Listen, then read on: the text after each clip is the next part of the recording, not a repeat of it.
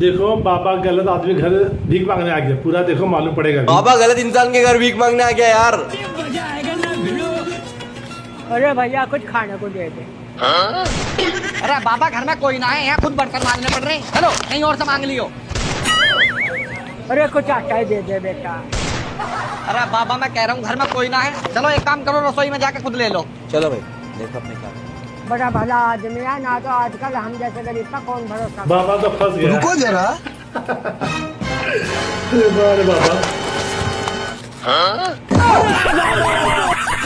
अरे बाबा उरे यू का करा बहुत बढ़िया। एक कटोरी आटा लेने कई पूरा ड्राम ही खाली कर दिया। आटा लगो सारा ही आटा बन लिया यार। बिल्कुल पता नहीं कहाँ से आ जाए ये सारे लोग।